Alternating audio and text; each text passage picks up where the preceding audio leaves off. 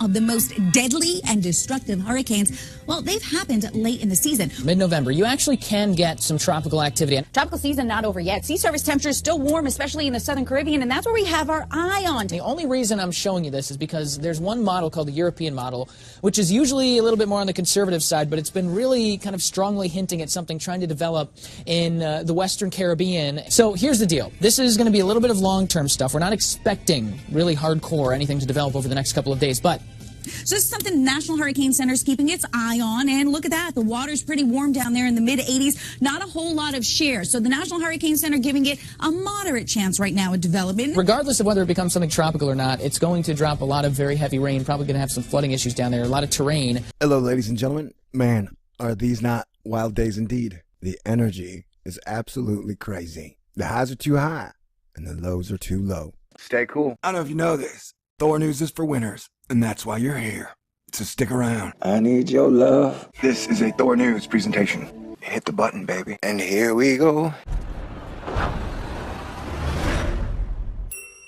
Thor News presents. Everyone of you dicks wants to talk about planets. Well, I'm going to try and get back in the saddle again by talking about the weather. If you were in the Pacific Northwest, odds are you're going to get hit with multiple storms over the next week. And we are monitoring a situation in the Southern Gulf/Caribbean. They're saying there's a possibility for development, and I concur with that assessment. The thing I'm all tripped out about is that giant conveyor belt of storms that extends from the equatorial electrojet line up through Mexico, Texas, across the Gulf Coast, and then up and out the East Coast, and heading to our eye of Sauron mean sea level of pressure.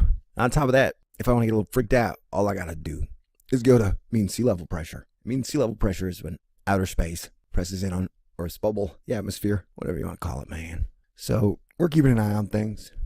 I got a funny feeling about tomorrow's super double whammy full moon, closest super double whammy full moon in 2 years. But then I just got a funny feeling. But then I have a funny feeling about everything right now, I guess. It's like my spider sense won't stop tingling.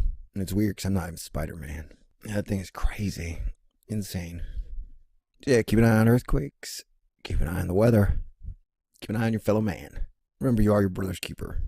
I just want to say thank you to everyone for the love and support. And we'll keep on keeping it real.